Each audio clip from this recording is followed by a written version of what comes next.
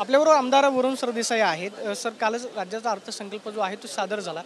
आज लक्षवेधीच्या माध्यमातून जे सार्वजनिक ठिकाणी दारू पिऊन धिंगाणा घालतात त्याच्यावरती बरीच सभागृहामध्ये चर्चा झाली किंवा रेसिडेन्शियल एरियामध्ये जी दारूची दुकानं असतात त्याच्यावरती जे अजित पवारांनी उत्तर दिलेलं होतं त्यावरती तुम्ही समाधानकारक आहात? नाही, अजिबात समाधानी नाही आहे।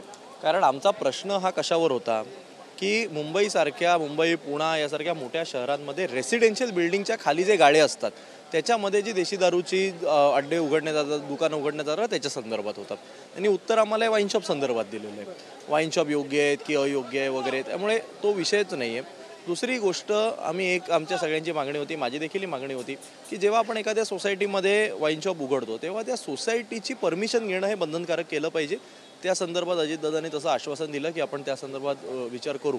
पण सगळ्यात महत्त्वाचं म्हणजे एखादं वाईन शॉप आल्यानंतर तिकडच्या नागरिकांना जर त्याचा विरोध असेल, लोकांना जर विरोध असेल तर ते वाईन शॉप हटवण्याकरता ते काय सरकारचे निकष आहेत ते इतके किचकट आहेत की 75% मतदान झालं पाहिजे, ह्याला कशालाही अर्थ नाही आहे।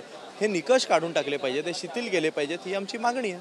म्हणजे जे उत्तर दिलेलं आहे त्यावरती तुम्ही समाधानकारक नाहीत। एक सभागृहाने याच्या संदर्भातला एक नियम किंवा कायदा जो आहे तो अस्तित्वात आणला नक्कीच आणला पाहिजे ना। कारण आज होतं काय, माझ्या मतदारसंघात एक बिल्डिंग आहे, त्याच्याखाली 2 देशी दारूची दुकानं आहेत। त्यामध्ये संध्याकाळचे लोक तिकडे येतात, तिकडे दारूच्या बाटल्या विकत घेतात आणि तिकडेच पितात।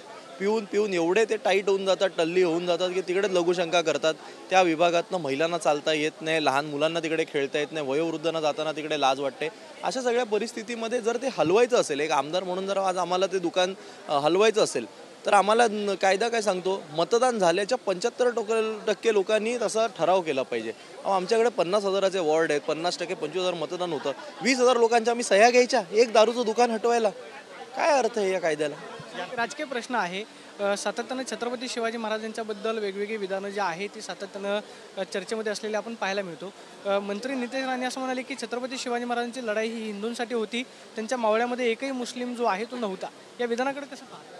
बघा, काय तुम्हाला सांगू का की तुम्हाला अगदी मी प्रामाणिकपणे सांगतो, माझं हे मत आहे की कोणत्याच पक्षाच्या कोणत्याही आमदाराने, कोणत्याही राजकीय ह्याने कुठल्याही महापुरुषाचा अपमान करू नये। कारण आज शेवटी हे जे महापुरुष आहेत ह्यांच्यामुळे आज आम्ही आहोत।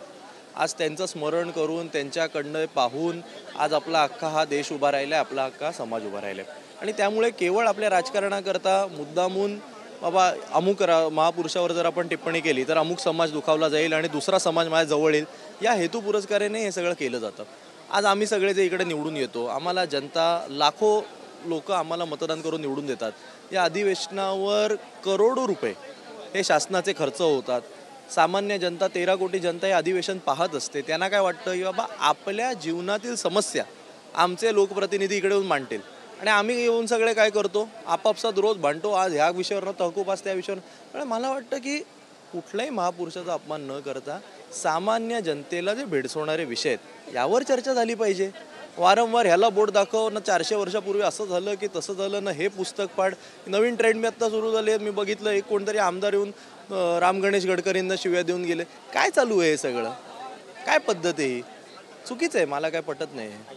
पाहतोय की या अशा सगळ्या गोष्टींवरती चर्चा करण्याच्या ऐवजी सर्वसामान्यांच्या प्रश्नावरती सभागृहामध्ये चर्चा होईल अशी प्रतिक्रिया वरुण सरदेसाईंनी दिल्याच पाहायला मिळते। Camera person Manish Sonu, Pradeep Kapse, TV9 Marathi, Mumbai.